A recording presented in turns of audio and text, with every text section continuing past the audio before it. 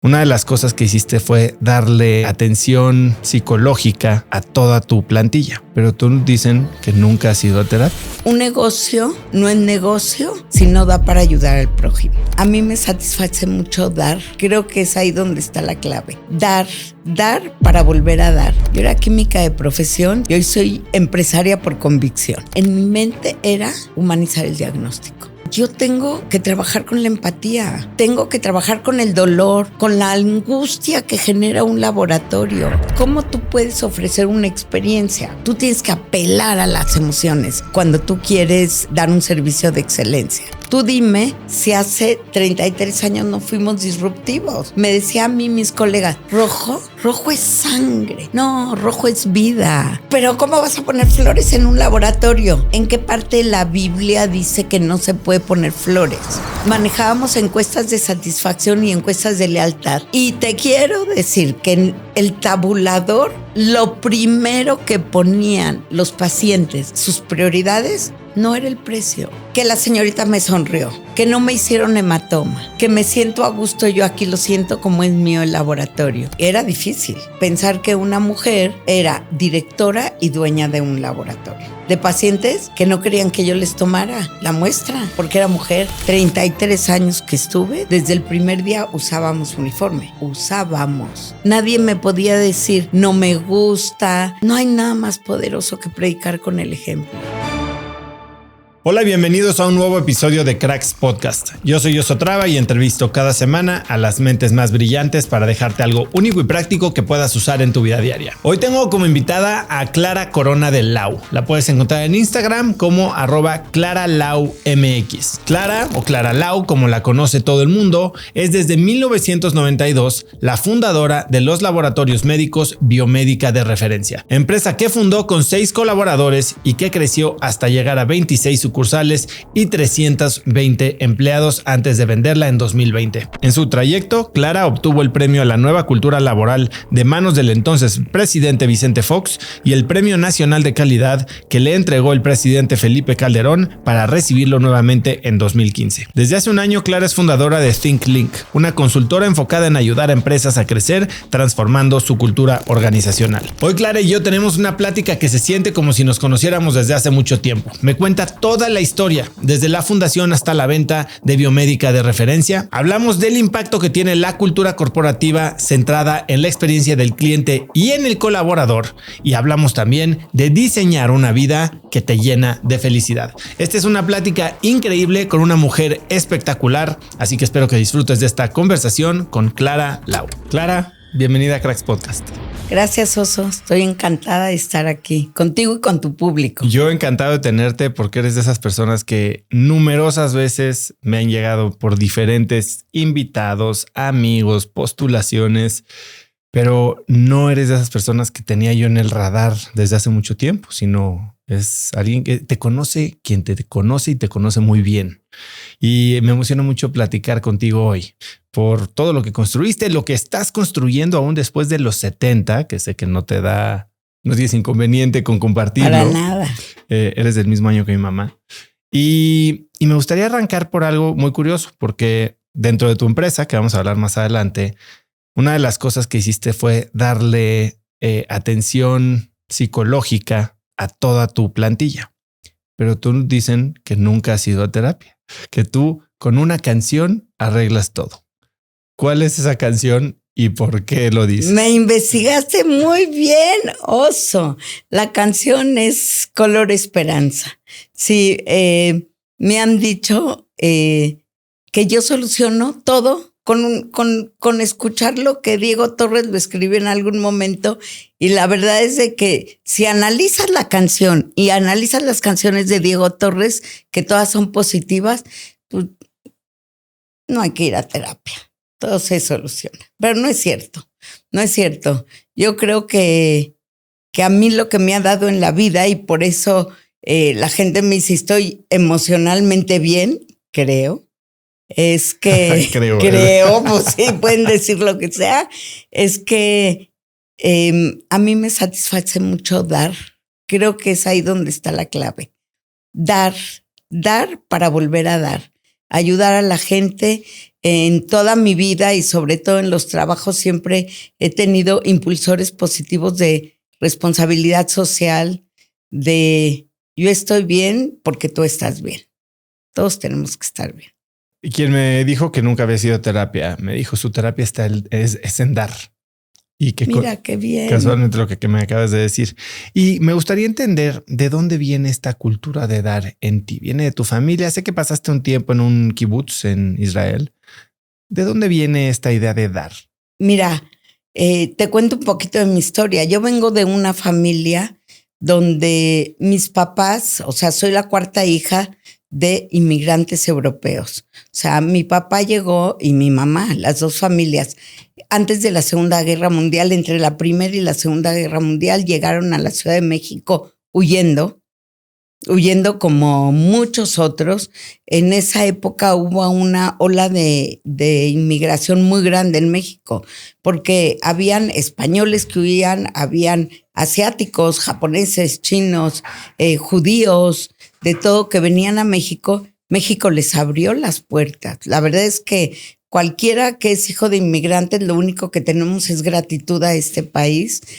Y ¿por qué lo digo? Pues porque ellos llegaron sin idioma, sin cultura, sin dinero, con tantos problemas como sueños bajo el brazo, y finalmente les abrieron la puerta. Y en mi casa se vivía mucho la gratitud. O sea, hay una palabra en hebreo que se llama tzedakah, que tiene que ver con ayudar y con agradecer. Entonces, en mi casa era muy importante. Por ejemplo, mi papá decía, era comerciante, pero aparte teníamos un taller en la casa porque él era muy creativo. Tenía su taller y hacía muebles y hacía muchas cosas de carpintería. Pero había un negocio en el cual mi mamá trabajaba arduamente con él para salir adelante, y siempre me decía, Clary, un negocio no es negocio si no da para ayudar al prójimo. O sea, no nada más te tienen que dar a ti, sino tienes que ayudar al prójimo para que sea un negocio. Entonces, yo creo que seguramente de ahí viene. Cuando muere mi papá, yo me entero de una cantidad de gente que le había ayudado. Imagínate, fui a dar una conferencia a Monterrey, a mi universidad, que yo nací en Monterrey, estudié en la Autónoma de Nuevo León, y fui a dar una conferencia y se me acercó una persona, me dijo, ¿usted es la hija de Jacobo Corona? Y yo, sí. ¿Por qué conociste a mi papá? Dijo, no, es que mi esposo también es químico, lloró tanto cuando se murió su papá. Le digo, ¿y por qué lloró? Porque le pagó la carrera. O sea, la carrera de químico clínico biólogo, que yo estudié químico clínico biólogo. Nadie sabía. Yo no sabía, ¿no? Generaciones posteriores, pero así hay 1000 de ejemplos cómo ayudaban mis papás, cómo ayudaba la familia, y por supuesto, pues esto está en las venas.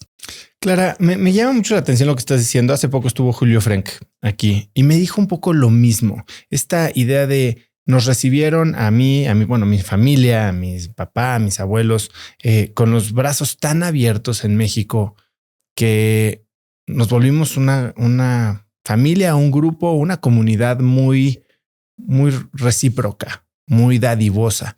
Y creo que eso es algo que tengo el gran privilegio de conocer a muchos miembros de la comunidad judía de México, y eso los hace tan fuertes, los hace, Cierto. Son muy generosos, se unen mucho y se apoyan mucho, y eso hace que comunidad, como dicen, cuando sube la marea, suben todos los barcos, ¿no?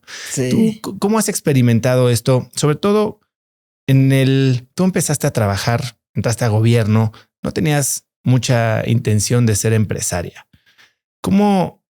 Y sé que te rodeaste de mucha gente de la comunidad que también te apoyó en un inicio. ¿Cómo viviste eso desde el lado de receptor?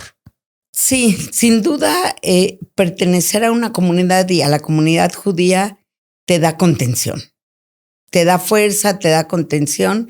La realidad, o sea, cuando yo empecé a trabajar en gobierno, pues sí, no tenía intenciones de ser empresaria. O sea, Yo era química de profesión, siempre lo digo, y hoy soy empresaria por convicción. Y así digo en mis conferencias. O sea, me quité la bata, ya finalmente. Pero lo viví pues muy protegida, porque yo empecé en Monterrey. Yo estudié la carrera en Monterrey.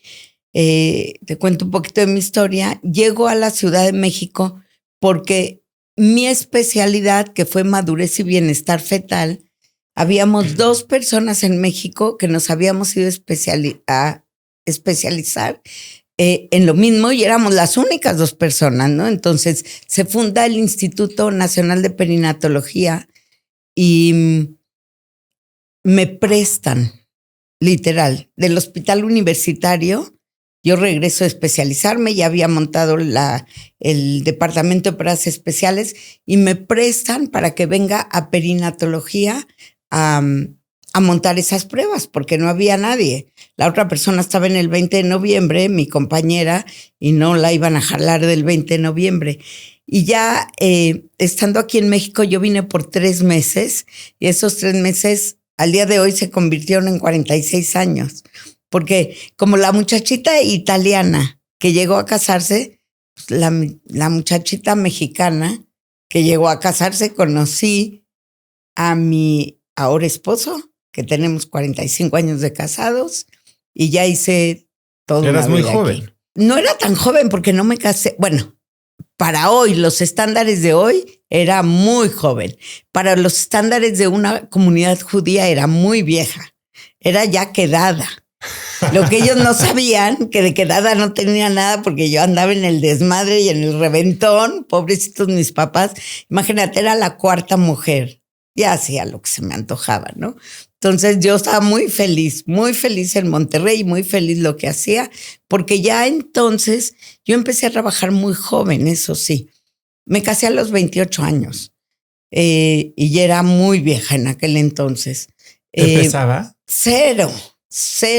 Yo creo que no puedo decir la mejor época de mi vida porque todas han sido mejores épocas, pero una época importante fue de los 20 a los 28, donde ya era autosustentable, donde un día les dije a mis papás, pues ya me voy a Europa, y me fui sola y mi alma. Y conocí cantidad de gente y fue de los mejores viajes y trabajaba y les ayudaba a mis papás porque desde muy chica trabajé. Yo fui empresaria, yo creo que desde los 5 años o 6, porque vendía pasteles de lodo en el zaguán de mi casa y me los compraban. O sea, pasaba la gente en Monterrey, imagínate los zaguanes ahí, ¿no? Estaban la escena, las mecedoras. Como hacía calor de día, a las 7 ya estaba toda la gente afuera, puras casas, no había edificios, meciéndose. Yo con una prima, y a veces con mi hermana, que está un poquito más grande que yo, poníamos tablón, tabique, hacíamos pasteles de lodo, les dábamos forma y claro, con platitos, ya sabes, de esos desechables, pasaban y nos los compraban. Después pasé a mi segundo emprendimiento, a vender limonadas, obviamente, y dulces allá afuera. Y luego, estando estudiando en la universidad, que trabajé también muy pronto en la universidad, siendo estudiante, ya trabajaba en el departamento de microbiología, pero también hacía arreglos para bodas. Mi papá, muy creativo, me ayudó a hacer las muestras, porque en Monterrey, estamos hablando de hace 50 años, o sea, en Monterrey no había eso de arreglos para las bodas, ni en México, no existía, ¿no? Y entonces empezamos a inventar. Hice la primer boda en la comunidad judía de sus arreglos. Había para cigarros y para cerillos, porque se fumaba, florecitas, la onda. Entonces, con mi papá hice las muestras y empezamos a vender arreglos para bodas y muy pronto ya estaba saturada y entonces tenía que decir, si trabajaba en el laboratorio me ponía a vender flores, ¿no? Pero eso me dio mucha independencia desde muy jovencita. O sea, ayudaba en la casa si se necesitaba algo. ¿Y tus hermanas habían sido igual o ellas habían seguido un camino más tradicional? Todas trabajamos, todas somos mujeres trabajadoras porque mi mamá era una mujer muy trabajadora. Imagínate, o sea, en esos años. Era de las mujeres, hoy te puedo decir que rompía techos de cristal. O sea, sin duda. Todavía ¿Qué recuerdas de ella? Algo que no fuera nada común o fuera muy poco común en una mujer de la época que tú veías a tu mamá hacer y decir, wow. Primero, no manejaba, se subía en el camión, se iba al centro, a la tienda de mis papás, de los dos, ¿no? En el centro. Se iba, pero antes de irse, todo ordenado en mi casa. O sea, fue una mamá muy presente, a pesar de que trabajaba durísimo. Mi papá era creativo, muy trabajador, pero era el creativo. Mi abuelo, de parte de mi papá, era escritor. Entonces, fueron de los primeros intelectuales que llegaron a México, de los primeros intelectuales judíos, Meir Corona. Y mi papá, aparte de que trabajaba, pues tenía, quería que sus hijas fueran cultas. Nos metía a la biblioteca de la casa, donde había libros, y estaba la enciclopedia Salvat. Y entonces sacaba un libro, lo ponía en la mesa y me decía, ábrelo donde sea. Lo abrías. Tomás Alva Edison y pone el dedo. Órale, ponte a estudiar de Tomás Alva Edison. Ya sabes, ¿no? Entonces, ahí estábamos estudiando. No lo logró muy bien, su objetivo, pero estamos bien todas, las cuatro bien. Entonces, mi mamá se iba a trabajar. Mi mamá tuvieron una tienda grande que era de unos tíos y que un tío que económicamente estaba mucho mejor que todos los hermanos del lado materno y que les asignó una tienda a cada uno y mis papás manejaban una de esas tiendas. Después ya pusieron su tienda chiquitita. Entonces mi mamá era la compradora, tanto de la tienda grande como de la tienda chica. Era muy exitoso eso, que ella fuera la compradora. Mi papá estaba en la caja, soñando con regresar, yo creo que a su taller en las noches. Y era, ya lo puedo decir, ya no vive mi mamá, ya no está la tienda y ya no están los clientes de la tienda, pero era muy buena para convencer a las señoras. Las ponía en el espejo, sea grande el vestido o sea chiquito, lo agarraba de atrás. Mira, corazón, se te ve muy bien, te queda perfecto. Entonces, no era muy creativa y les fue muy bien, pero lo que yo admiro y creo que eso fue lo que nos formó es que, claro que trabajaba, pero tenía sus prioridades y sus prioridades era la casa, sin duda, ¿no? Mi papá era mi mamá hacía el pastel y mi papá lo decoraba. Cuando todavía no había nada, imagínate, o sea, ¿hace cuántos años estoy hablando? ¿55 años? Yo recuerdo estar sentada en la cocina, había una barra, yo sentadita arriba y mi papá decorando el pastel, haciendo un carrusel con popote, con animalitos recortados, pintados, Entonces, yo vengo de una casa muy amorosa.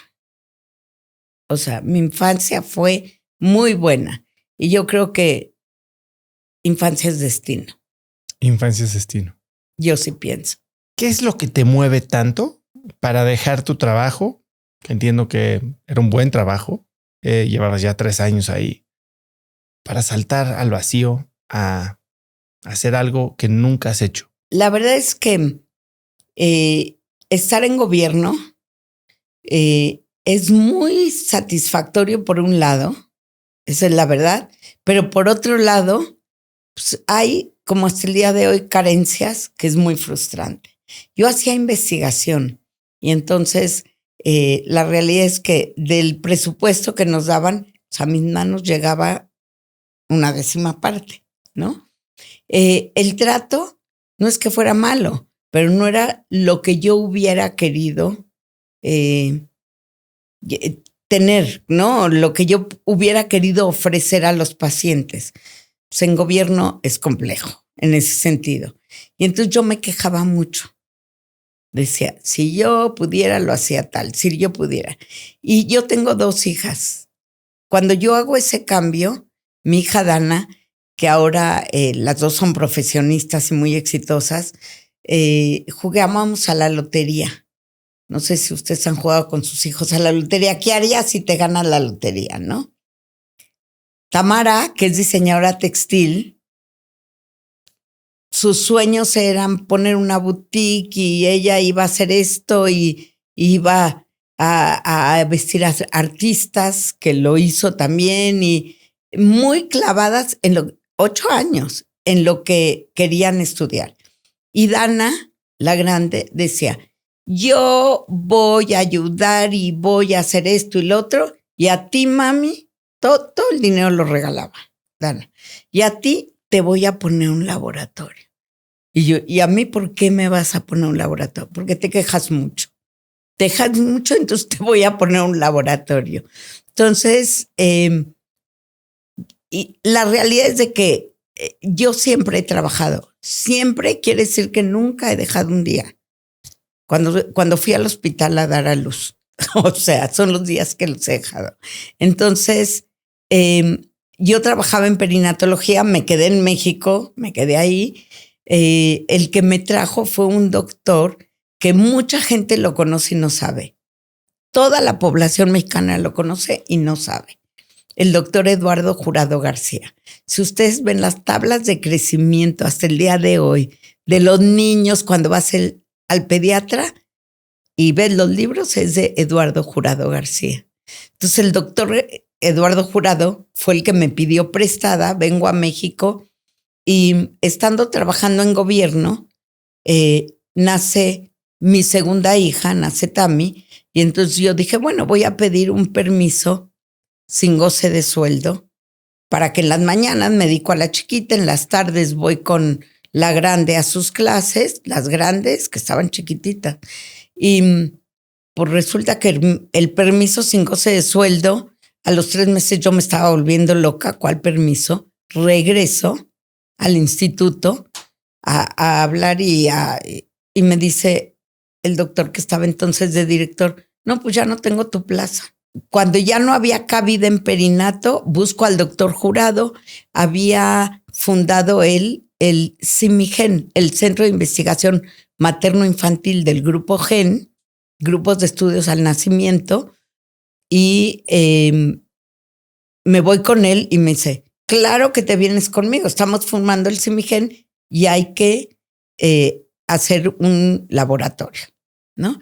Entonces, el CIMIGEN lo fondeaban originalmente la familia Silanes, Toño López de Silanes. Entonces, llego ahí al CIMIGEN, claro que no había laboratorio, nos habían donado una casa que era un hospital de niños con problemas ortopédicos, y entonces pues, había que hacer de cero, cosa que me encantó, porque yo soy de retos. A mí me aburro si no tengo retos nuevos. Entonces, entro al hospital a trabajar ahí, pero no había nada. Había un baño para poner el laboratorio.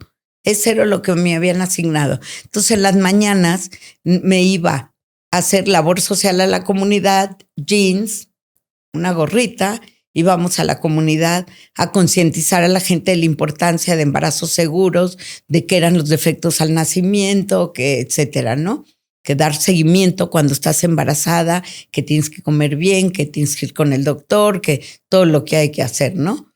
Y para tener un parto seguro. Luego me regresaba al laboratorio, que no había nada, a proyectar. Y luego en las noches me vestía de gala y con las voluntarias, que era la familia Silanes y sus amigas, nos íbamos a hacer subastas de cuadros, porque Cuevas nos donó, por ejemplo, una serie de cuadros, ¿no? Para que los subastáramos así con los artistas. Y bueno, la única condición era que el primer dinero que se obtuviera era para comprar equipos para el laboratorio, para ese laboratorio chiquito. Entonces, después de Perinato, primero del universitario, ¿no? Del Gonzalitos.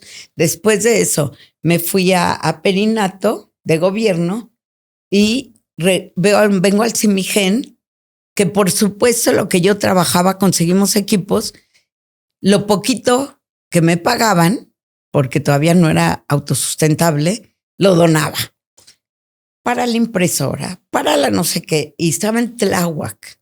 Imagínate, me echaba todas las mañanas yéndome, ponía a las niñas en el camión desde kinder y me iba a Tláhuac. Y ahí, exacto, y yo ya presentando un trabajo muy importante en Roma, estaba a punto de viajar a Roma, empieza Rubén Drijansky, no sé si oíste alguna vez de Rubén. No. Falleció hace 2 años, muy conocido. Un internista, un médico internista muy conocido. Rubén y muchos otros fellows de la Mayo habían llegado a México y se quejaban de los laboratorios. Decían, pues sí, muy bien toda la medicina, pero los laboratorios no sirven. Cuando había buenos laboratorios, o sea, hace muchos años, hace 40 y tantos, pero había buenos y malos laboratorios, como buenos y malos doctores, buenos y malos, como al día de hoy, ¿no? Pero la percepción de la gente en aquel entonces era de que no había buenos laboratorios en México. No había, punto. Y de los doctores, sin duda, erróneamente, sin conocimiento de causa, no hay buenos laboratorios. Entonces, Rubén empezó a taladrearme la cabeza. Y con él, otros tantos doctores que habían regresado de la Mayo, que había que hacer un laboratorio bueno y que ya saben, ¿no? Y entonces empiezo yo con el gusanito de abrir un laboratorio privado con mucha incertidumbre, con muchas dudas, pero fue ahí donde se formó Biomédica. Porque para mí el propósito era cambiar esa mentalidad de la gente. Yo no soy química de microscopio, de formación. O sea, no, en mi vocabulario no existía competitividad, sustentabilidad, rentabilidad, business plan, nada. Lo único que me interesaba era que en México se supiera que había un laboratorio de calidad mundial. Punto. Ahí quiero entrar. Porque dices que sí había, pero era la percepción que no. ¿Cómo identificas cuáles son los factores que generaban valor en la percepción de la gente? Porque nunca te fuiste por precio. Te fuiste por ser, es más, podría hasta parecer un laboratorio de nicho. Era. ¿Cómo identificaste qué valoraba ese mercado al que tú querías servir? Te voy a decir, y es interesantísimo, lo que me di cuenta, porque por supuesto que me pedían los doctores, bueno, vamos a hacer un estudio de mercado. Ni ellos sabían que era un estudio de mercado, ni yo sabía lo que era un estudio de mercado. Me ponía a preguntar y a ver. Pero me di cuenta, y de veras que siempre digo, y me encanta tu pregunta, porque siempre digo, ¿qué me iluminó? Porque me di cuenta que lo que faltaba era el vínculo humano. Había buenos laboratorios, pero la gente era un número. Y tristemente todavía existen de esos que siguen siendo un número. Entonces, lo primero que hice y que lo percibí es que yo tengo que trabajar con la empatía. Tengo que trabajar con el con la angustia que genera un laboratorio. Entonces, en mi mente era humanizar el diagnóstico. Pero ¿de dónde viene esto? Porque tú eras química, tú eras técnica, tú trabajabas con ciencia, o sea, todo eran datos y hechos, ¿no? Siento que la empatía y la humanidad es muy subjetiva. Tú trabajabas del otro lado del espectro. ¿De dónde te inspiras para saber que esto es la diferencia? Y después la gran pregunta es, si estás yendo al nicho y estás dejando Es más, dando intangibles a cambio de dinero, porque estás vendiendo empatía a cambio de costos más altos. ¿Dónde está la línea entre poder cobrar más por algo que no es cuantificable? La realidad es que era una necesidad lo que estaba sucediendo. Yo cuando dije, aquí la gente habla mal de los laboratorios, pues porque no se sienten a gusto en los laboratorios, porque sacan un papelito como en la carnicería. O sea, tristemente, ¿cuál era la diferencia? Creo que tuvo mucho que ver mi parte intrínseca, o sea, ayudar, empatía, porque la gente no está contenta, pero es un negocio de nicho, era un negocio de nicho en el que yo lo que sí identificaba y era muy claro es que yo tenía que tener rigor científico.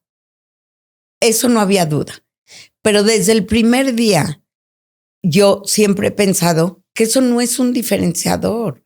O sea, si tú vas al laboratorio de enfrente y pagas, yo qué sé, 100 pesos y en biomédica pagabas 1,000 pesos, los dos tenemos que dar un resultado confiable. Es un must cuando abres un laboratorio. Y eso también lo tenía claro. O sea, no puede estar, pero no suficiente. Exacto. Entonces, lo que yo hice desde el principio, queriendo cumplir con mi propósito, era cuidar mucho toda esa parte. Cuidar, sobre todo, la parte técnica. Lo segundo era la infraestructura. Lo tercero, digamos así en ese orden, era cómo voy a bajarle la angustia al paciente. ¿Cómo? Con gente capacitada. Que primero porque tengo que cuidar la parte técnica. Entonces lo que hice, y así fundamos Biomédica, me traje a mis 6 compañeros de perinatología, que era gente muy preparada, no eran técnicos, cada uno en su área, en hematología, en microbiología, en química clínica. Entonces yo ya estaba tranquila que tenía eso cubierto. No había problema, ¿no? Y entonces, ¿cómo tú puedes ofrecer una experiencia? Hoy te lo puedo decir, en aquel entonces ni sabía que era una experiencia, pero ¿cómo lo puedes hacer? Llegando, o sea, a las emociones. O sea, alinear todo a las emociones. Tú tienes que apelar a las emociones cuando tú quieres dar un servicio de excelencia. Entonces, desarrollé un concepto que tú lo viviste porque dices que fuiste paciente de Biomédica, un concepto de servicio excepcional que déjenme decirles que, o sea, fue reconocido por el presidente Fox como la nueva cultura laboral del país, ¿ok? Por nuestro modelo de negocio, que era, ¿cómo ofreces un servicio excepcional? Apela a las emociones. ¿Cómo mides eso? Todo lo demás es cuantificable. ¿Cómo mides? Eso es cuantificable también. Tú ibas al laboratorio, entrabas. Yo apelo al sonido, música, al oído, a la vista, flores. ¿En dónde está dicho que en un laboratorio no puede haber flores? Cuando yo abrí el laboratorio, ese que conoces el edificio, que antes era una casita muy chiquita en las lomas, ahí donde está el laboratorio, el edificio, era antes una casita, punto, que fue donde iniciamos. O sea, tú entras al laboratorio y ves sillas rojas. Tú dime si hace 33 años no fuimos disruptivos. O sea, me decía a mí mis colegas, rojo es sangre. No, rojo es vida. Rojo es vida. Pero ¿cómo vas a poner flores en un laboratorio? ¿En qué parte de la Biblia dice que no se puede poner flores? Ni en las normas, ni en nada. O sea, eso apelaba a la vista, al gusto. Tú llegabas a Biomédica y en cortesía tenías yogurts, porque hay un mito donde los pacientes creen que después de que te sacan sangre, te tienes que tomar leche. No sé si has oído. O que tienes que comer algo, o el juguito. Es un mito, no es cierto. No importa. El paciente cree eso Al paciente le pones la lechita Hershey, el agua de coco, no sé si te acuerdas, había sándwiches, había, yo qué sé, fruta, había gluten free, las barritas para los que no podían comer, había de todo de cortesía. Pero no era nada más para el paciente. ¿Y el acompañante? El acompañante muchas veces está más angustiado que el paciente ni sabe qué tiene. Y el chofer que viene a recoger, pues ¿por qué no se va a llevar su juguito y su lechita? No pasa nada. Entonces, apela a los sentimientos. ¿De que se mide? Claro que se puede medir. O sea, nosotros manejábamos encuestas de satisfacción y encuestas de lealtad. Y te quiero decir que en el tabulador, lo primero que ponían los pacientes de que estaban satisfechos o de que, ya sabes, sus prioridades no era el precio. El precio estaba en cuarto lugar. Que la señorita me sonrió, que me preguntó de qué me sucedía, que no me hicieron hematoma, que me siento a gusto, yo aquí lo siento como es mío el laboratorio, que ahora ya pusieron agua de coco, que todo, que me llegan mis resultados cuando yo ya me siento después de desayunar, que todo eso tiene que ver con experiencia. Y si tu gente no sabe que estás sufriendo experiencia, porque si tú ibas a biomédica y empezamos 6 y terminé dejando el laboratorio con 320 colaboradores, y si tú llegabas y la gente, todos sabían, si tú les preguntabas cuál es la oferta de valor, no había quien no te la recitara, no completa, pero te decían una experiencia positiva con calidad y humanismo. Esa era la oferta de valor, no el resultado confiable. ¿Y tus inversionistas, socios o con quien hayas empezado esto, nunca hicieron pushback? ¿Nunca estuvieron, oye, ¿qué haces? ¿Estás desperdiciando dinero en lechitas? ¿Te entendieron desde el inicio? No, nada más me entendieron, ni siquiera se metían. Ellos les llegaba su lanita y era todo lo que querían. O sea, nada, nunca se metieron absolutamente en nada, ¿no? Oye, Clara, ¿y tú? Esto parece que lo empezaste a hacer de forma empírica, pero no se quedó ahí. Te inspiraste de los mejores y entiendo que hasta te fuiste a Disney, a este famoso curso que ya varias personas que se han sentado aquí han hecho para aprender de experiencia. Cuéntame, ¿qué aprendiste ahí que trajiste al laboratorio? Yo desde el principio, o sea, a los 2 años o 3 años de biomédica, me di cuenta que tenía que irme a estudiar habilidades gerenciales. Y entonces me metí al TEC de Monterrey, aquí en México, a estudiar dirección de empresas. Porque me di cuenta que si quería dar un salto, ya no podía seguir en el microscopio. Y aprendí en el TEC que el que no crece, decrece. Eso es bien importante. Entonces, mis primeras sucursales, ni creas que yo tenía ganas de abrirlas. O sea, yo les dejé 26 sucursales, pero cada sucursal para mí era un niño, era complejísimo. No es como sucursales de tiendas de ropa, no es como, o sea, nunca te puedes equivocar cuando tienes un servicio, pero un servicio que implique salud es mucho riesgo. O sea, no hay margen de equivocación, no existe. Y si sucede, pues tienes que resolverlo, ¿no? Entonces, cada sucursal era decir, híjole, ahora tengo al principio que abrir, porque el que no crece, decrece. El que no crece, decrece, ¿no? Entonces sí, había que empezar a abrir. Yo fui a Disney hace no mucho tiempo, porque uno de mis sueños, que ya estoy a punto de cumplirlo, es hacer un diplomado junto con Disney. Crearlo. Ya hice los 4 módulos, ya los estoy revisando, ya los estamos, ya sabes, arreglando las imágenes y demás. Y que ya tiene hasta nombre, ¿no? El servicio excepcional, se llama el MODEX. Entonces, ¿y en dónde se va a dar? A mí me gusta la onda presencial, pero sé que después va a tener que ser virtual, pero presencial, no, te voy a invitar, claro que te voy a invitar a todos que vengan, pero eso es parte de lo nuevo, que ya hablaremos de lo nuevo.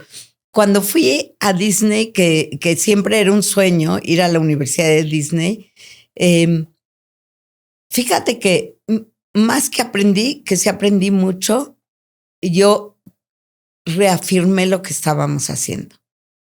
El modelo Disney es muy parecido a lo que nosotros hacíamos en biomédica, como que le ponían nombres. Sí, claro que en este que voy a dar, el diplomado, sí tiene Disney, pero tiene mucho de otros autores. O sea, mucha genialidad de otros, no solamente de Disney. Pero sí lo quiero cerrar con el viaje a Disney, porque ahí sí te das cuenta de cómo Disney cuida todos los detalles. Cuando uno no cuida al extremo, con excelencia, los detalles, todos tus procesos se ven afectados, porque no es el que no cuidó un detalle y entonces, ay, mira, él te señalo, o sea, el colaborador, qué mal lo hizo. No, le den la torre a todo, porque ese detalle, voy a contar una anécdota muy buena. Yo viajaba mucho a Puebla el año pasado todavía con Grupo Diagnóstico Aries, porque como les manejaba la cultura, estuve viajando por todo el país, ¿no? Implementando igual otro programa que nosotros hicimos en biomédica que se llamaba Líderes en el Servicio y reconociendo a los líderes, a los que tienen interacción con los clientes. Oye, y voy a un hotel que me gustaba mucho ir. Y entonces ya era corriendo de la noche a la mañana, me encanta ir ahí. Entro al hotel y al día siguiente salgo y acostumbro a levantar siempre la cobija para ver si no se quedaron los calcetines adentro, si no se me vaya a olvidar algo, ¿no? Entonces hago así y de repente... Un alacrán. ¿Okay? No, un calzón de hombre. Te juro. Entonces, una truza ahí. No, hombre, que hablo, me conocían perfecto ahí, que hablo y sube el gerente preocupadísimo y toda la onda. Oye, y así, cuando llegó el gerente, yo, ahí está. Hasta parece que un alacrán, ¿no? Que no lo quería agarrar. Míralo, llévatelo tú, agárralo, ¿no? Pero pues lo implicaba es que no habían limpiado la cama. O sea, está cañón, cañoncísimo. Entonces, culpas que no culpas, o sea, la recamarera, ¿no? A la que le tocaba, o sea, ¿desde cuándo no la había cambiado? ¿Quién sabe? Pero bueno, entonces, bueno, armé un escándalo, ¿qué quieres que te diga? Y todo. Ese es un detalle que le da a todo el proceso, al todo maravilloso hotel, ya suficiente para que no vaya otra vez. Bueno, pues después de eso, he ido N número de veces a ese hotel. ¿Por qué? Porque así como excelente tienes que tener todos los detalles, también tienes que tener procesos de excelencia para resolver problemas. Y el proceso de ellos, bueno, ¿qué quieres que te diga? Ya una vez le dije al nivel más alto de, ya los perdoné, ya. De veras, ya, yo ya ni me acuerdo de eso. Pero cada vez que llego ahí, ¿no? Cualquier cosa, yo soy la de los calzones, ¿eh? Así es que aguas, a mí me tratan bien, ¿no? Entonces, no, pues sí aprendí muchas cosas y reafirmé muchas otras. Y en esos primeros años, Clarita, ¿cuál fue el desafío más grande que enfrentaste? Entiendo que hubo mucha renuencia incluso de los médicos. A veces los mismos que te habían impulsado a hacer este laboratorio. Para mí, lo creo, y esto me gustaría compartir, en los años 90, pues el rol de la mujer, aunque ya habíamos abierto mucho camino, ¿no? Ya había camino andado, pero todavía no estaba el reconocimiento como lo que hemos avanzado hasta el día de hoy. Entonces, era difícil pensar que una mujer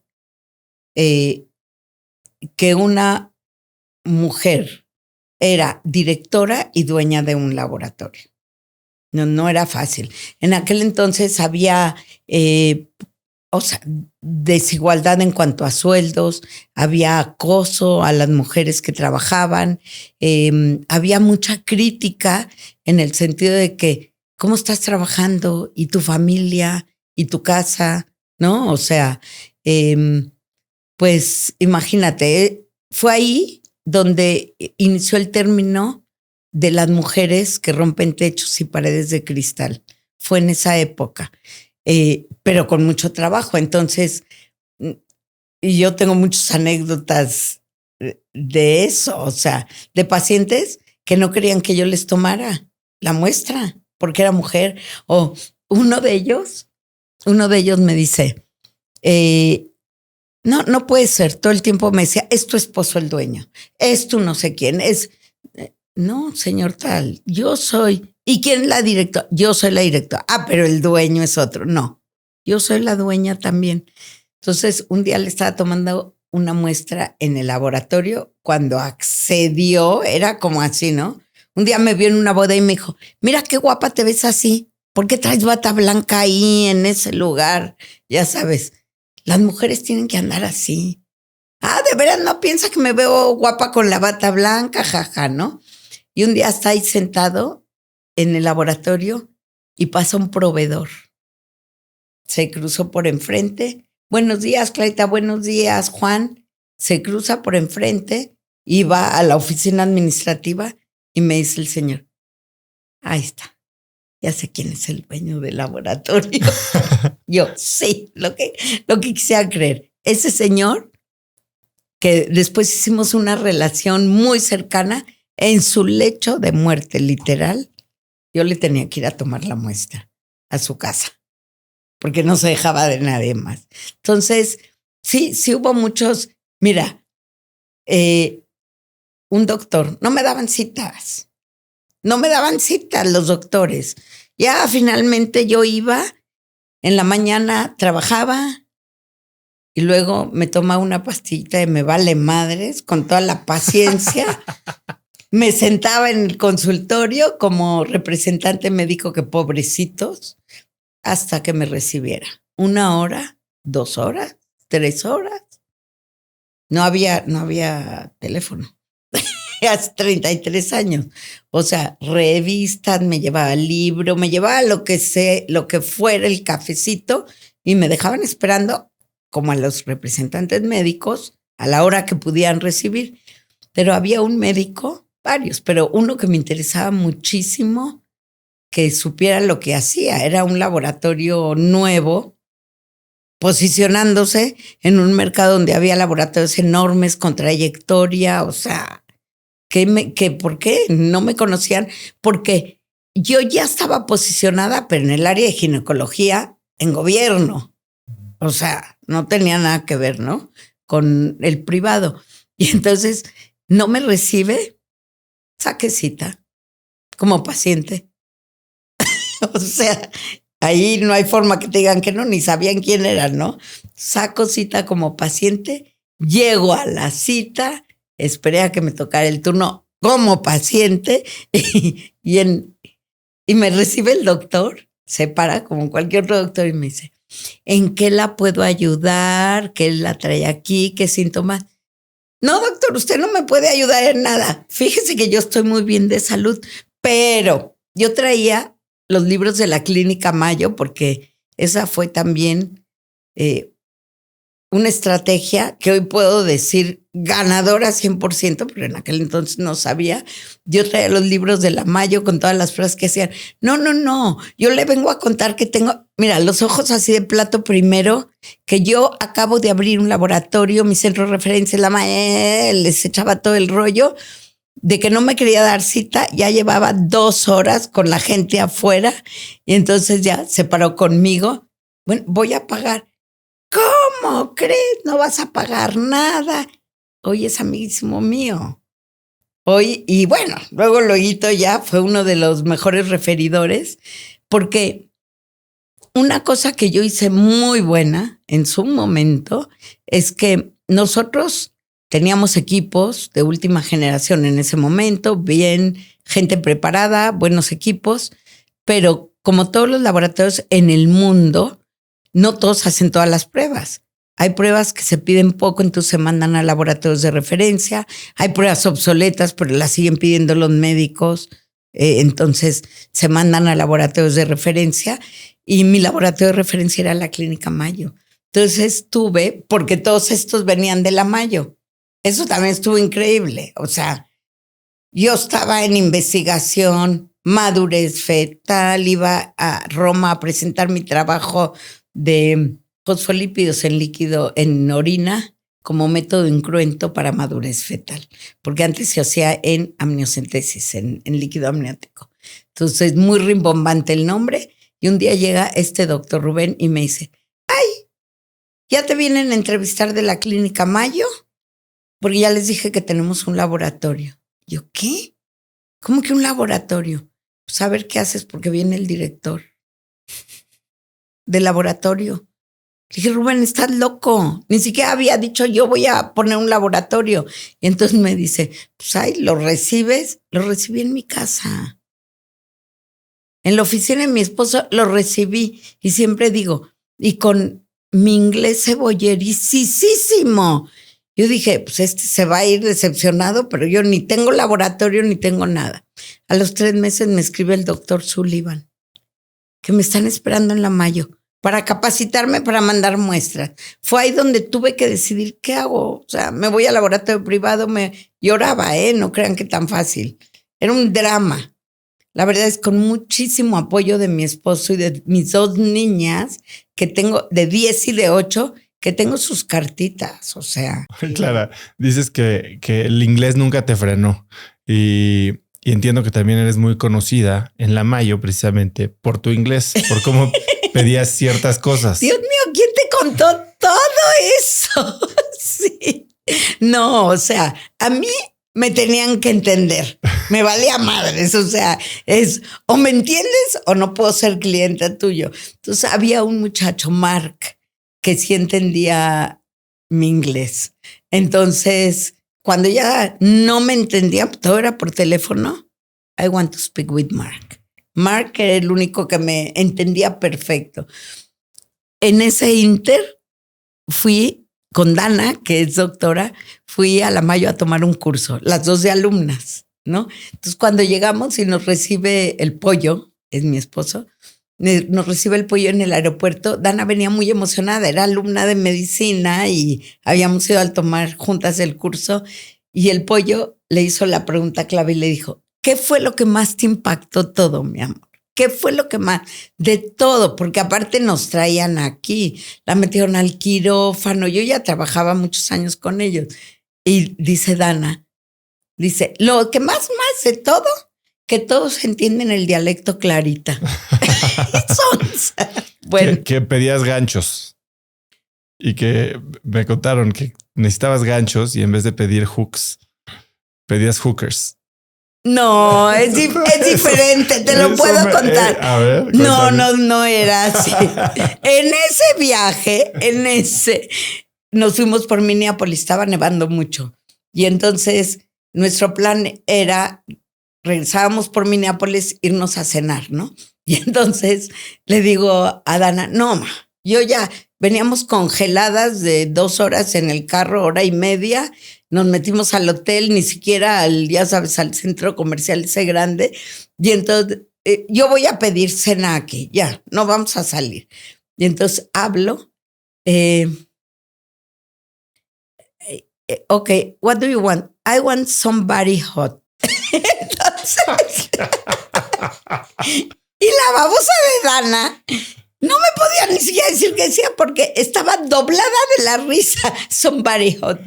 ¡Ma! Pero no me podía decir ma. Y yo, ¿qué? Quiero un caldito caliente, déjame en paz. O sea, quiero que me digan que, total. Bueno, eso fue. No fueron los ganchos, quería una sopa caliente y pedí a alguien caliente. Y en eso llegó un stripper. No es cierto, no llegó nadie. Oye, Clara, 2005 dices, Fox te da el premio por la cultura, ¿no? Mejor cultura laboral. 2008 el Premio Nacional de Calidad por Felipe Calderón. ¿En qué momento entendiste? Una cosa era tú, la cultura, la la imprimen los fundadores y después se dice que la cultura es lo que pasa en la empresa cuando el jefe no está. ¿En qué momento decides crear la cultura de biomédica? Mira, no hay como del libro que dices. Hoy sí hay porque nosotros apoyamos mucho a la gente, pero la cultura son los valores, son los principios, son las prácticas, ¿no? Que hacen ese código único que es en la empresa, que es lo que te caracteriza. Ahora, de inicio es intuitivo. Tú tienes que trabajar con valores y tienes que tener, la gente que está contigo, tener congruencia con lo que es elaborado, con lo que es, como dices tú, esos valores que impone el dueño de la organización, ¿no? Entonces, los valores finalmente son el marco de referencia en la organización. Entonces, si yo quería transmitir los valores, lo hacía con el ejemplo. O sea, hay muchas cosas que en el laboratorio se manejaban con solo verme a mí. Por ejemplo, 33 años que estuve, 30 y pico, desde el primer día usábamos uniforme. Yo también usé el uniforme. Esos 33 años. O sea, entonces, ¿qué pasaba? Nadie me podía decir, no me gusta, lo dejé en la tintorería, no. O sea, y si yo llegaba, porque era común que se nos confundían los días de asueto, ya sabes, que dices, toca y venías con el de lunes, pero ya era martes, ¿no? Igual que todos, mandaba a traer mi uniforme de la casa y me cambiaba. Entonces, no hay nada más poderoso que predicar con el ejemplo. O sea, y todas las actividades que teníamos, porque a principio de año veíamos resultados y yo les decía, cuáles eran los objetivos estratégicos para ese año, ¿no? A mediados de año siempre teníamos una reunión donde había, en forma lúdica, machacar sobre valores, por poner un ejemplo, ¿no? Entonces, se va generando una cultura de compromiso. Otra cosa muy importante es que para mí el éxito es que cuide al cliente externo, pero también al cliente interno, o sea, nuestros colaboradores. Una misión que yo tenía era mejorar la calidad de vida de ellos y de sus familias. Entonces, había cantidad de beneficios. Ah, claro, pero con un reglamento muy estricto.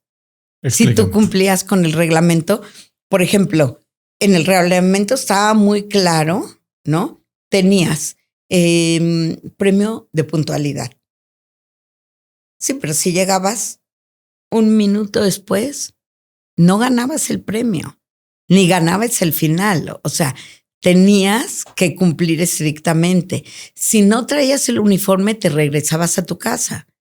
Te regresabas si tenías 2 horas. Si vivías en Cuautitlán Izcalli y que no ibas a regresar en 2 horas, ¿no? Obviamente, ni cumplir después, te podías ir porque ya no se te iba a pagar.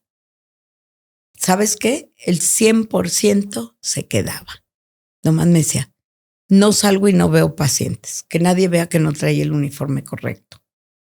Pues, si tú quieres. Y no se les pagaba. O sea, era muy estricto, pero una cantidad de beneficios tremendos en todos los sentidos. O sea, teníamos terapia, ahí sí, no nada más en la pandemia, sino las 24 horas, 365 días del año, con una empresa para ellos y sus familiares que yo pagaba. O sea, ayudas para todo lo que te puedas imaginar, no para lo que era por ley. O sea, había muchísimos beneficios, la gente estaba contenta, pero a final de cuentas había un clima laboral maravilloso. El mejor lugar, que no lo conociste porque ahí a veces subían los pacientes, a veces no, a la parte operativa sí, pero era el comedor de los empleados. Era el mejor de todos. Con una terraza preciosa, con todo lo que necesitaban. O sea, la gente trabajaba contenta, había un clima laboral muy bueno. Mi índice de rotación era tremendamente bajo. con todo lo que implica. Porque pues, había mucha gente de 30 años, muchísima.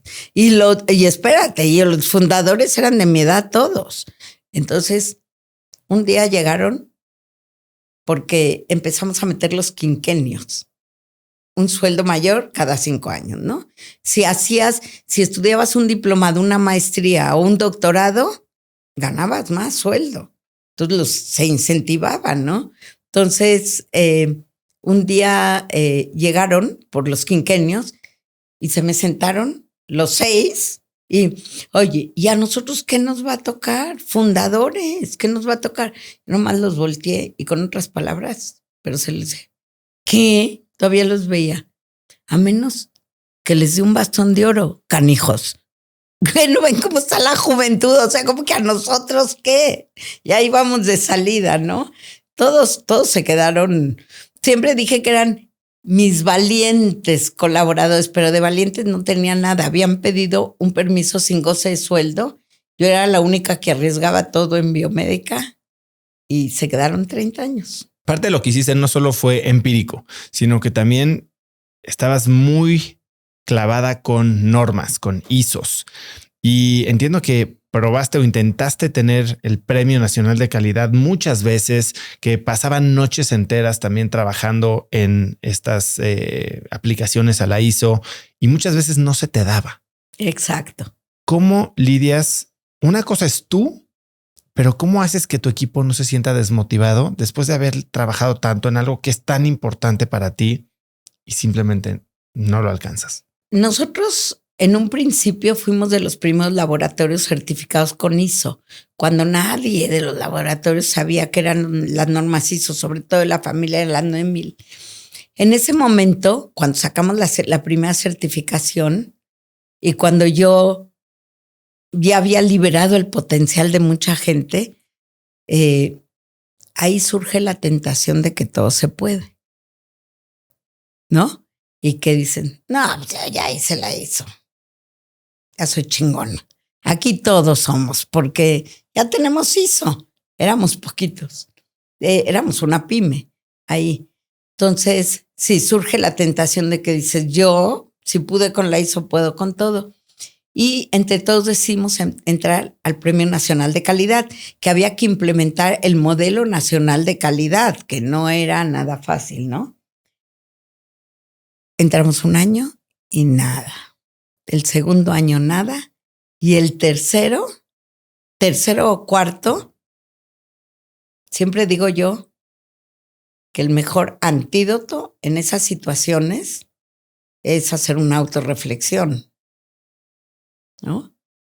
Y reconocer cuáles son tus debilidades. Y entonces eso fue lo que hicimos. Como al cuarto o al quinto, dije yo, a ver, le paramos y vemos qué es lo que está pasando. Y entonces, después de eso, porque bueno, sin duda un líder, yo en este caso, un líder tiene que ser resiliente. Esa es la principal habilidad que debe tener un líder. ¿Por qué? Porque nos enfrentamos a desafíos constantemente, porque seguro nos vamos a caer, porque seguro nos tenemos que levantar, tenemos que tomar el rumbo y generar confianza con todos los que están abajo de ti. No importa lo que tú estés viviendo, tú tienes que tener claro, o sea, no tienes que tener niebla en tus ojos, tienes que estar claro en la visión. Y entonces, cuando vimos cuál era nuestra debilidad, que entre otras cosas, yo sentía que el Instituto de Fomento a la Calidad y los evaluadores no dimensionaban que una pyme pudiera tener prácticas como una grande, como una empresa grande. Ahí había un factor que yo decía, no, ya hablaré con ellos. A la sexta vez ganamos. Te quiero decir que cuando concursamos la sexta vez, yo ya no los iba a volver a exponer. Ya estaba decidido, ya tenía mi speech, porque me hablaban de la presidencia y cada vez era el rollo. Entonces te decían, en 15 minutos se van a hablar, no sé qué, nos preparábamos, ¿no? Yo con mi gerente de calidad. Y sabes que cuando me dijeron, química, ganaron, no lo entendí. Tantas veces. A ver, ¿cómo? Y está enfrente de mí, Emma, y entonces repítemela otra vez, repite. Ya nos conocían ahí en el instituto y luego ya hasta fui presidenta del instituto. Me decía, ganaron, nosotros estamos más contentas que ustedes, ganaron el Premio Nacional de Calidad. Bueno, Emma y yo, llore, bajamos, juntamos a toda la gente que todavía se podía ir, te digo que éramos más pocos, y todos nos agarramos de las manos, como cada vez, y entonces yo no hice cara de júbilo hasta que todos me vieron así, mira, todos con la carita para abajo. Ganamos. No, fue, lo más emocionante, emotivo. Y bueno, voy a dejar un mensaje. Bajo presión se forman los diamantes. Pero nunca hay que olvidar que no sucede de la noche a la mañana. Se necesita mucho trabajo, sin duda mucho, pero el ingrediente más importante que es la pasión. Con la pasión puedes cumplir sueños, sin pasión no puedes.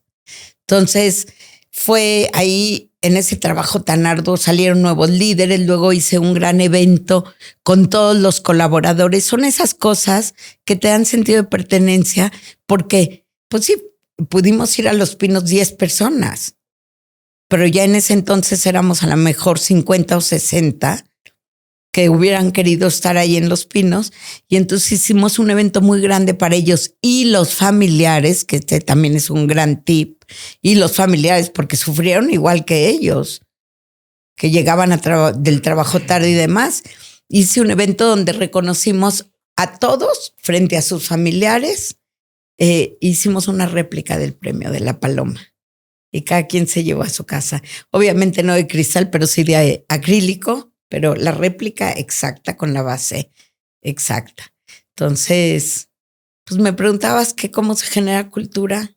El reconocimiento es una forma de generar cultura. ¿Y cómo evitas que después de fracaso tras fracaso, que no es un fracaso, pero tal vez en sus ojos sí, no haya desánimo? Los involucraba en la decisión de seguir o no seguir. Los juntaba y no era yo la que decidía si seguíamos, porque todos teníamos que trabajar duro. Y a raíz de eso que una pyme ganó, me nombraron embajadora del Movimiento México Competitivo y estuve viajando por todo el país, donde mi mensaje al final era, si yo pude, tú puedes, cualquier pyme puede. Y de ahí se abrió la categoría de pymes. Entonces, eso estuvo muy padre. Escalaste de 6 empleados a 320, de una clínica en una casa a 26 clínicas. ¿Cuál es la decisión más difícil que tuviste que tomar en ese proceso? Bueno, la parte financiera, sin duda, porque crecer implica dinero, implica pedir créditos, ¿no? Y cuando crecí de ser un laboratorio clínico de análisis clínicos a un centro de diagnóstico, como está ahorita con la parte de imagenología, pues debía mucho dinero. Entonces hay que atreverse, hay que arriesgarse. ¿Cómo se dice? El que no arriesga no gana. Entonces, con muy buena gente a mi alrededor, haciendo buenas corridas, haciendo buenas negociaciones, muy buenas negociaciones, yo creo, sobre todo cuando empecé a abrir la parte de imagen, que primero lo íbamos a hacer con gente que sabía de imagen y luego por razones no tomaron el proyecto y yo me lo eché sola, que yo era química, no radióloga, pero me agarré de la mejor gente y de los mejores equipos. Y yo decía, pues yo sé negociar equipos.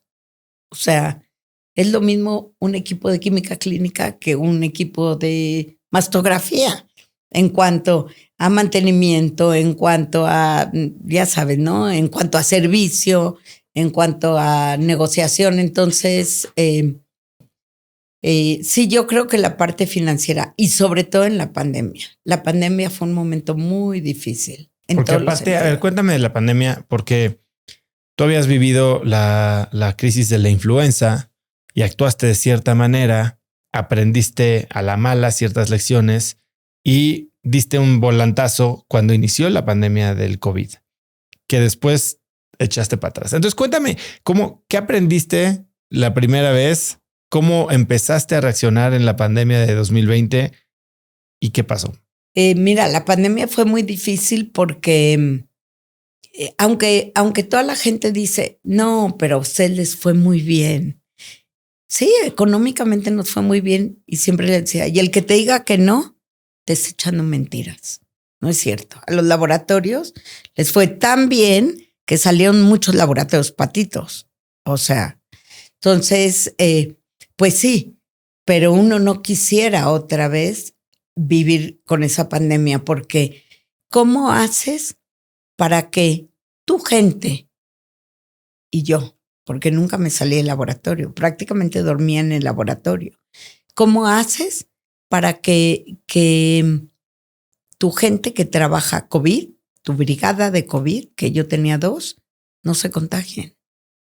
Tú imagínate lo que se tiene que hacer en cuanto a seguridad. Seguridad en el manejo de las muestras, seguridad en el manejo de la gente, seguridad física y seguridad emocional, porque había mucha gente que se había ido a las casas. Híjole, y ahí sí probé mía y de mi gente la capacidad de adaptación. Cañón, ¿eh? La capacidad de adaptación, la capacidad de liderazgo, la capacidad de empatía, la capacidad que dices, no, bueno, lo que nosotros hicimos en la pandemia, muchos laboratorios vinieron a ver mi área de proceso y mi área de toma de muestras de la pandemia. O sea, y yo les abría las puertas con mucho gusto. Nosotros hicimos el manual de manejo de muestras que se utilizó prácticamente en todos los laboratorios en la pandemia. Fui muy criticada por el gobierno al principio. ¿Por qué? Porque nosotros, siguiendo todo lo que aprendíamos del extranjero y sobre todo de Estados Unidos, no nos dejaba el gobierno trabajar las muestras de COVID, los PCRs. No había forma, no teníamos permiso de trabajarlas. Y un día abrí el ojo, yo ya tenía absolutamente todo para trabajarlas.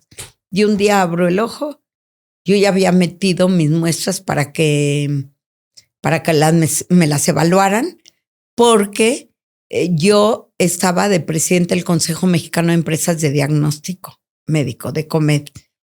Y yo decía, yo tengo que poner el ejemplo, ni modo que me quede aquí sin hacer cambios en este país algo.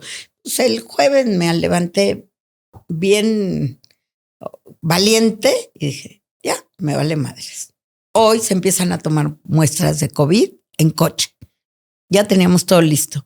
Les hablé a las 6:30 de la mañana porque no podía dormir con eso. Ok, levanten el botón y hoy empezamos a tomar muestras. Igual ya habíamos mandado al INDRE a que nos evaluaran, ¿no? Con unas muestras. Oye, que se me vino todo el gobierno encima para en la noche. Ya estaban hablando no en la mañanera, sino en la de la tarde, de biomédica de mí, pero era un momento tan tenso que todos los amigos, que seguro tú hubieras hablado de eso si te hubiera conocido, Fernanda, familiar, Ciro, todos hablaban haz de cuenta que habían sido los abanderados míos, ¿no? No dejan a biomédica hacer. ¿Cómo creen? Y yo no quiero que hablen de mí. Al día siguiente, el viernes, todos los periódicos abajo, CNN, todas las fotos que ven hasta el día de hoy en la tele de CNN son de biomédica. Ya cuando se habla bien, ¿no? todos que qué pasaba, que por qué había dejado. De jueves a viernes ya les dije, cierro la llave y yo no quiero hasta que nos den la autorización. Total, ese viernes, no, se volvió una locura el laboratorio. Subían a mi oficina que quiere hablar Reforma conmigo, que quiere hablar el Excel. Yo no quiero hablar, no sé qué. Le hablamos a un especialista en crisis, en empresas en crisis, que se vino rapidísimo. ¿De dónde? Mexicano, vivió en Querétaro y me acabo de enterar que ya se regresó a México. Total, hicimos un cuarto de guerra. En el lado del edificio que tiene terracita, 2 días sentados, así en turnos, alguien viendo quién se ponía enfrente del laboratorio, a nosotros con todas estas cámaras, así, quién va a ser el vocero. A mí ya sabes, te enseñaban a la otra, todo por escrito, todo. Fue un momento espantoso. Yo le hablaba, tú conoces a Paco Moreno, el gurú del COVID, ¿no? Somos muy amigos. Es el esposo de Bárbara. De Bárbara. Muy amigos somos, de tantos años de trabajar juntos y yo llorando. Paco, yo ya no puedo, no sé qué. Y me contestaba, ¿qué? ¿Tú llorando? Me regañaba. ¿Tú llorando? No te quiero volver a ver llorando. Tú puedes con eso. Sí, pero no soy tú, le decía yo, que se enfrentaba, ya sabes, a dragones. No soy tú, yo no quiero.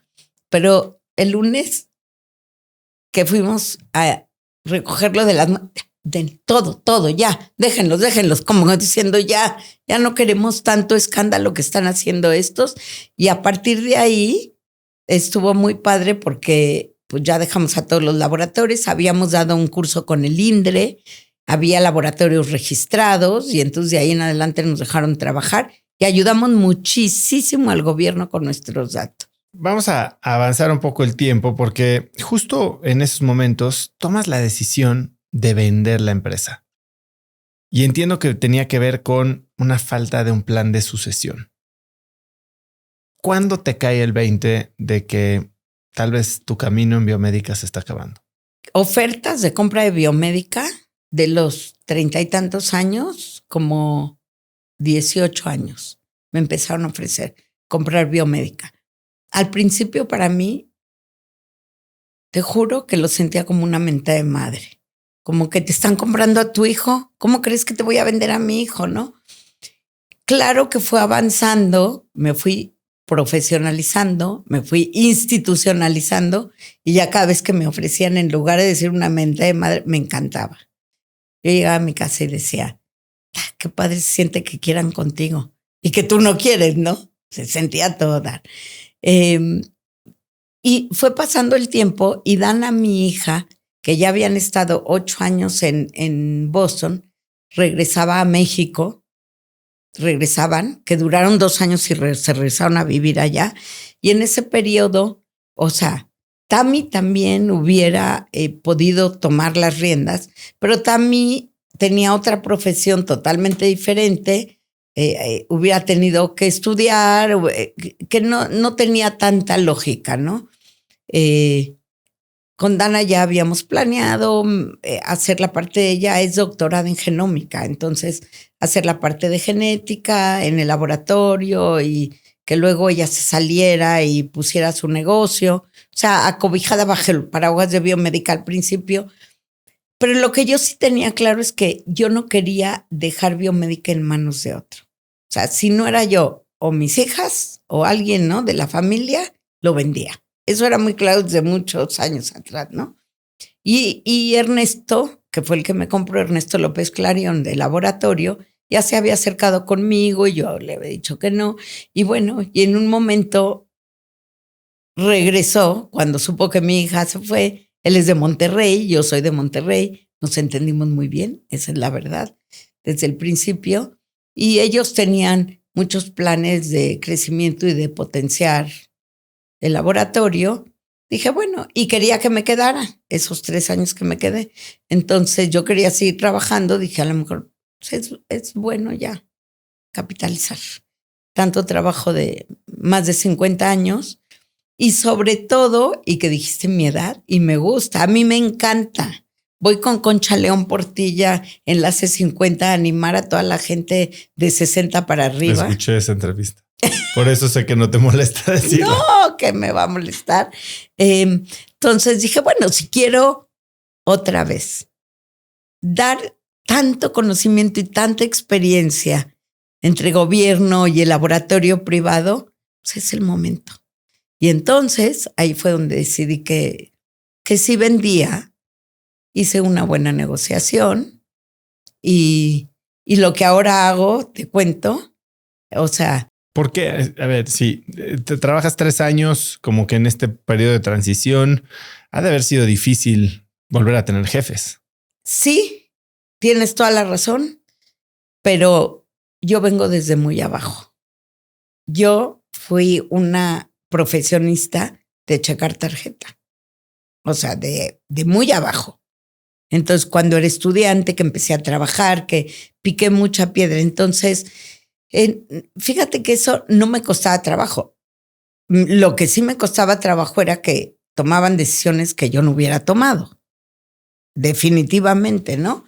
Pero entonces sí veía así como yo no hubiera hecho esto o más que tener el jefe yo, sino las decisiones que tomaban. Pero pues me fui acostumbrando. Llegué a mi casa un día y le dije al pollo, me dijo, Clary, pide cancelación anticipada. Dije, ¿qué? Si yo una película que no me guste, la termino de ver porque la termino de ver, no puedo dejar nada a medias. Le dije, no, la felicidad depende de mí. No depende de nadie más. O sea, voy a ser feliz, tú no te preocupes. Que nadie en mi vida se preocupe, porque voy a ser feliz porque quiero ser feliz mientras esté ahí. Y fui feliz. Y ya tenía planes en la cabeza. Tengo un no compete, o sea, no iba a abrir otro laboratorio, pero siempre pensé que lo que nosotros hicimos en biomédica era un modelo de negocio. Plasmé el modelo de negocio. ¿Cómo se ve ese modelo de negocio? ¿Y por qué seguir trabajando? Si cuando ahorita, a ver, capitalizaste 50 años de trabajo, tienes ya 70, tienes nietos, o sea, podrías pasártela increíble. ¿Por qué salirte para empezar? Es más, empezaste otra cosa antes de salirte. Porque eso es para mí la felicidad. Porque yo no podría vivir sin trabajar, sin dar. No puedo. Sin dar. O sea, no puedo estar sin hacer nada. ¿Sabes por qué? Porque sí tengo nietos y ese punto es muy importante porque tengo equilibrio en mi vida. Y para ser feliz y para ser productivo y para estar bien contigo mismo, tienes que tener equilibrio. Y yo tengo equilibrio con mi familia, yo tengo equilibrio con los amigos, tengo equilibrio en todos los sentidos, con la sociedad en general, porque, o sea, se puede todo. Si tú estás consciente de cuál es tu prioridad, se puede todo. Y mi prioridad, aunque nadie lo hubiera pensado cuando yo estuve en el laboratorio, es la familia. Yo tengo una familia maravillosa. O sea, no quiere decir que para todos sea el matrimonio, ¿no? Hay gente que no está casado, gente que está divorciado y son muy felices, pero yo busco lo que me haga feliz y a mí me hace feliz y mi prioridad es la familia, es mis nietos, lo que estás diciendo, mis hijos. Yo tengo un esposo que me ha apoyado toda la vida, porque también se necesita a una mujer, el marido, ese marido apoyador. ¿Qué le dirías a los miles de esposos con mujeres emprendedoras o ejecutivas? ¿Qué hizo tu esposo que te ayudó a ti a desarrollar tu máximo potencial? Él toda la vida me ha admirado y me ha apoyado en esa parte. Lo que quiero decir es que goza esos reconocimientos y esos premios como si fueran de él. O sea, el apoyar quiere decir, pues cuando las niñas eran chiquitas nos apoyábamos y eran tiempos donde el marido no era tan apoyador, ¿no? En las cosas de la casa y de la familia. pues nos apoyábamos. Siempre vimos que sacar adelante a la familia era una responsabilidad de los dos, no era responsabilidad solamente ni del hombre ni de la mujer. Y bueno, disfruta conmigo los logros. ¿Qué más quiero? No me pone trabas. Yo siempre les digo a las mujeres, ya olvídate que si te apoyan o no te apoyan, que no te jalen para abajo, que tú sigas tus sueños. ¿Por qué? ¿Qué les diría a esos maridos? Porque sus mujeres son mejores personas cuando están contentas con ellas mismas. Háblame de tu nueva, ¿cómo le diríamos? ThinkLink, ¿una consultoría? Sí, es una consultora, es una nueva empresa que ya la teníamos pensada para cuando saliéramos, en donde yo hice el modelo de negocio, como te digo, lo plasmé, que el modelo de negocio que llevó al éxito a Biomédica, que está sustentado en cultura organizacional, porque ese es mi credo, cultura organizacional, en innovación, en transformación digital y en agilidad. Así te resumo lo que es el modelo.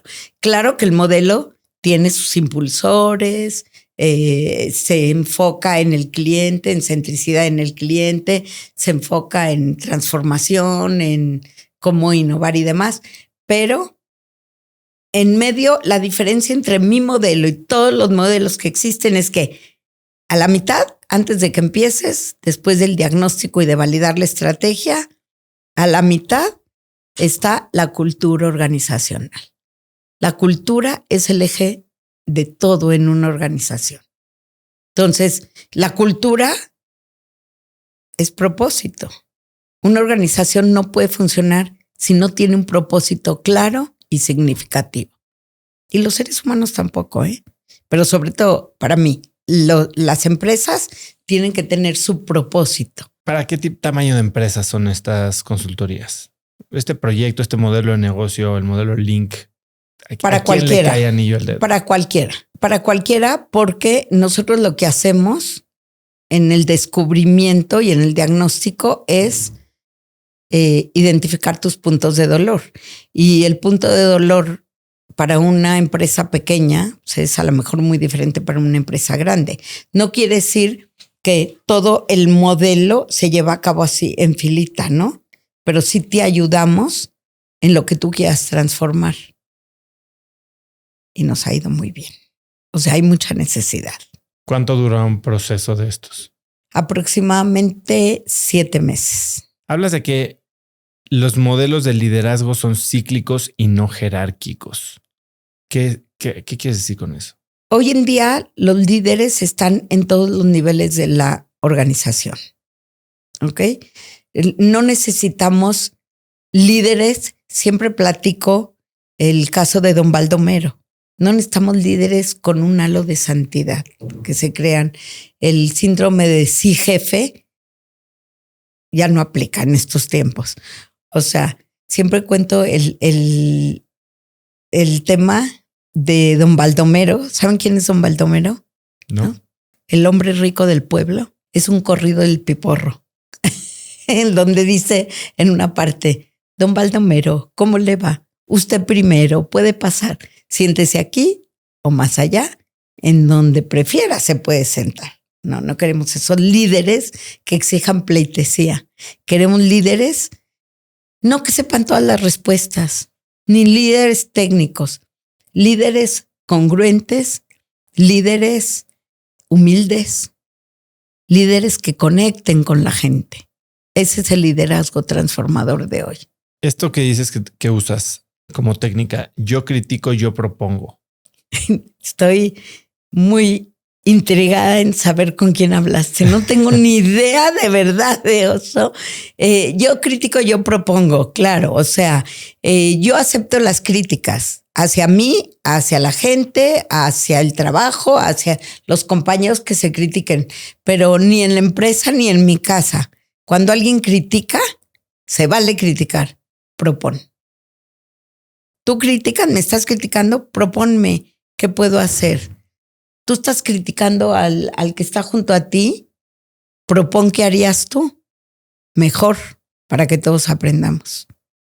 Yo critico, yo propongo. Eres una mujer que todo mundo califica como llena de energía.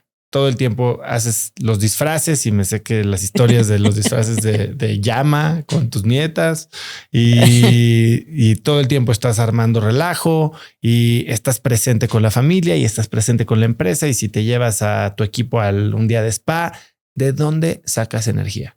¿Cómo te cargas? Bueno, así me vino, ¿eh? También la energía genéticamente también aplica, yo creo, pero de la felicidad, Oso, de ser feliz. Yo hago cosas que me hacen feliz. Si me hace feliz hacer disfraces, porque te digo que en mi casa éramos súper creativos, pues voy a hacer fiestas con disfraces porque yo voy a estar encantada. Si yo voy a ver que le puedo ayudar a alguien y me hace feliz saber, porque tengo muchísimos casos que yo recomiendo a la gente que hagan lo mismo, de poder ayudar a que la gente crezca y que sea mejor y que en un futuro, o sea, tenga otra perspectiva de vida. Mira, la muchacha de mi casa, Marianita, llegó a mi casa sin haber terminado la escuela. Secundaria, no se había recibido. Le dije, a ver, Marianita, la vi abusadísima. Dije, ¿tú quieres estudiar? ¿Por qué no estudiaste? Pues porque no había dinero, ya sabes, típico. ¿Quieres estudiar? Sí. ¿Te animas a estudiar aquí, trabajando aquí? Yo te voy a ayudar. Bueno, terminó prepa. Cuando terminó prepa, trabajando en mi casa y terminó con honores. ¿Qué vas a estudiar? Dime qué quieres estudiar. No, yo ya se sentía con que no has acabado. ¿Qué quieres estudiar? Pues lo mismo que usted. Órale, químico, clínico, biólogo. Le ayudamos, le pagué la carrera, la ayudé. Cuando sus tareas de microbiología, le dije, si tú estudias eso y acabas, vas a tener un lugar en biomédica. Yo tengo fotos con Marianita, las dos con el uniforme. Y siempre le decía, fue cuando salió ya de mi casa, ¿qué se siente, Marianita? ¿Portar el uniforme o planchar el uniforme? Tú dime, ¿qué se siente? ¿No? Y entonces, no, pues Marianita, porque ojalá todos pudiéramos hacer eso, porque yo no estoy cambiando a Marianita, estoy cambiando una generación completa. ¿Con quién se va a casar Marianita? ¿Qué va a hacer Marianita en su futuro? Va a seguir sus hijos. Ya tiene ahorita un hijo. Su hijo va a estudiar, sin duda, y va a terminar una carrera. O sea, entonces, y así, eso me da felicidad. Y cuando uno está feliz, tiene energía. Me da mucha felicidad iniciar proyectos nuevos, tener la ilusión de un proyecto que lo voy a hacer crecer, que va a tener resultados positivos durante toda mi carrera. O sea, no solamente, sí es de nicho biomédica, pero teníamos un impulsor de responsabilidad social fuerte, coherente. ¿Qué quieres que te diga? No, o sea, muy reconocidos fuimos porque un proyecto que teníamos de detección de hepatitis C a población abierta, no sé si te tocó ir al laboratorio, muestreamos más de 100,000 personas en el Día de la Salud, no en un día, en varios años, el Día de la Salud Hepática. O sea, es una enfermedad, la hepatitis C, que si tú no la detectas a tiempo, avanza de fibrosis, cirrosis, cáncer de hígado, hepatocarcinoma y muerte. Cuando tú puedes detectarla, que es silenciosa, y salvas vidas. Y salvamos cantidad de vidas que no sabían que tenían hepatitis C. Y así como esa cantidad, en biomédica ayudamos mucho a la Quinta Carmelita, a muchas organizaciones, a muchas de la comunidad judía también, pero también de nuestra ciudad. Yo tengo una frase que hasta la tengo en un cuadro ya en la oficina y la tenía en biomédica, con otras frases célebres, de gente muy importante, pero te tengo que decir, el éxito, siempre yo he dicho, la mitad del éxito es la imagen de éxito. Tú te la tienes que creer. Y mi frase está junto con la del conde de Riverol, te quiero decir. Y en todos lados la pongo. Yo digo que la filosofía de las organizaciones debe de estar cimentada en la generosidad, en el humanismo y en la convicción de que el bienestar de la sociedad es responsabilidad de todos nosotros. Ya con eso, ¿a poco no te dice todo? En el trabajo, en la sociedad, o sea, es responsabilidad de todos nosotros que toda la sociedad esté bien. De todos estos proyectos, el diplomado que quieres lanzar con Disney, ThinkLink, ahora te acabas de certificar también como speaker y estás dando conferencias por todos lados.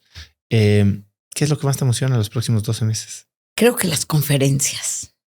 ¿Por qué? Porque son masivas, porque puedes transmitir mi conferencia en... si eres un speaker pro, que tú lo sabes, o sea, es 70% performance y 30% contenido, ¿no? Cómo a través del performance puedes dejarles el contenido y sí se queda, ¿no? No los atiborras de láminas, más bien te vuelves actor ahí, ¿no? Entonces, siento que puedo llegar a muchísima gente. Mi conferencia, la que traigo ahorita, se llama De zombies a héroes, una nueva cultura laboral. ¿Cómo conviertes a esos zombies que están en tu organización, a esos muertos en vida, cómo los pasas a ser héroes en la organización? Y tiene que ver con propósito, con reconocimiento, con valores, con liderazgo, obviamente, ¿no? Entonces, eso me emociona porque la gente sale muy contenta, pero aparte de lo que se acuerda, finalmente es lo que es mi propósito, lo que yo quiero que se acuerden, ¿no? Ciertas claves que les doy. Entonces, eso me tiene ahorita muy, muy emocionada. Y dime algo, en este proceso de 70% actuación o performance, 30% contenido y de lo que has estudiado y de lo que has descubierto también empíricamente, ¿cuál es tu tip de escenario para comunicar mejor? Ser muy expresiva, eso empezando, con unos showcitos o sketch, o sea, transmitir qué es lo que quiero decir. Por ejemplo, yo no entro con el rol de Clara, yo entro con el rol de Ana. ¿Quién es Ana? Ana es una chica que es una vendedora de exámenes de pruebas de medicina preventiva, ¿sí? Que te va a vender estudios de laboratorio para que conozcas el estado de tu salud y puedan mejorar tu calidad de vida. Entonces entra Ana con un desgane, aburrida, triste. Yo entro como Ana con una bata blanca. Todo el tiempo así y todo el tiempo. Bueno, eso me dijeron que les dijera. La verdad. Porque los estudios, ¿para qué? ¿Para qué eran? Para conocer el estado de tu salud. Y a los 2 segundos me cambio y me paro enfrente. Hola, soy Susana. Buenos días. Yo estoy aquí para venderles tal y tal, porque van a conocer el estado de su salud. Van a poder mejorar su calidad de vida, que es lo mejor, ya sabes, taca, taca, taca. Y entonces cuento la historia de Ana. ¿Por qué Susana está desmotivada? O sea, yo lo que estoy haciendo es enseñarte a que tu empresa puedas tener una cultura donde la gente pueda florecer como Susana. Y les cuento la vida de Ana. Y la vida de Ana es muy triste. Va a una empresa donde el único interés es que genere ganancias para la empresa. ¿Cómo crees que se siente Ana? ¿Qué pasa en ese cruel enfoque? No hay capacitación para Ana, no hay, ya sabes, ¿no? Y en el tercero, en ese escenario desolador, pues ya el alma de Ana ya se marchitó. Y entonces, ¿qué pasa? El espectro zombie se apodera de ella. Y ya les cuento qué son los zombies. Entonces, eso, cuando hablo de performance, es eso. O sea, es de repente yo te puedo asegurar que todos se acuerdan que Ana está desmotivada porque en su empresa no les importa su bienestar y nada más las tienen trabajando para generar riqueza. Así.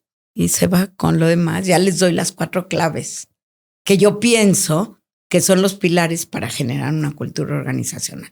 Claro que hay muchos más, pero yo pienso cuáles son las claves, se las comparto y uso todo el tiempo los ejemplos de biomédica, ¿no? Y hablo mucho de mis papás porque el hecho de que ellos fueron migrantes y cómo llegaron a México, o sea, es el mejor ejemplo de tener un propósito claro, tener unida a la familia, prosperar económicamente, pero es un propósito muy claro y significativo, como el mío cuando yo abrí biomédica, cambiar la mentalidad de la gente. Clarita, y para cerrar, si pudieras escribir un mensaje en el cielo para que millones de personas lo vieran, ¿qué diría? Vale la pena arriesgarse. No hay que tener miedo al éxito.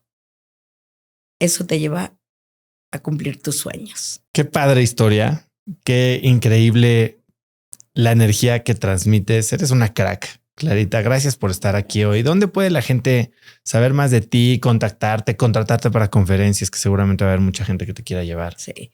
Estoy muy activa en LinkedIn. Como Clara Lau. Y bueno, y tengo mi página igual. Claralau.mx, creo, ¿no? Sí, también. ¿Y sabes qué? No estoy muy activa en las redes, nada más en LinkedIn, porque nunca estuve en redes. De repente me di cuenta que con esta empresa sí tenía que estar en redes.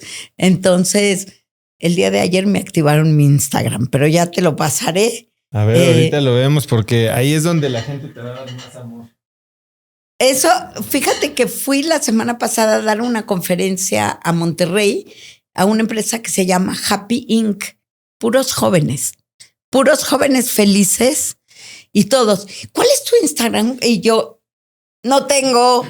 Bueno, ahorita tienes 49 seguidores. Ayer lo activaron. De los cuales yo soy uno de ellos. 4 posts en Claralau MX, todo seguido. @Claralau MX. Ah, qué bueno que ves. El efecto cracks. No, lo vamos a ver porque está bien fresquito, no está muy lleno. Qué padre. Pero veme en LinkedIn. Lee mis blogs porque me pongo a escribir y está muy interesante. A ellos les vale. Para ThinkLink ha sido muy bueno. Sí, LinkedIn, para quien tenga un negocio de servicios, de consultoría, servicios profesionales, es yo creo que el campo más verde que puede haber. Sí, sí. Esto es vanidad, Instagram. Sí. Para hacer negocios, LinkedIn, ahí está la cosa. No, y yo quiero, yo me quiero promover como speaker. Tú eres speaker también. Uh-huh. Yo estoy muy emocionada en eso. Ahorita me voy a Madrid. Uno de mis maestros cumple 10 años. A lo mejor lo has oído. ¿Cómo se llama? Libro para emprendedores. Libros de Luis Ramos. De Luis Ramos. Sí, ese fue mi maestro y Rubén Duque. Ah. Entonces, Luis Ramos cumple 10 años de su empresa y va a dar todo un día de trabajo muy padre en Madrid. Ojalá te presenten a Cipri Quintas. Ah, ya lo conozco. ¿Cómo? Pues muy bien, Clara. Gracias por estar aquí. ¿Algo que quieras agregar? Ahora sí para cerrar. Ay, nada. Ya agregamos de más. Muchísimas gracias por estar aquí. Al contrario, gracias a ti, Oso.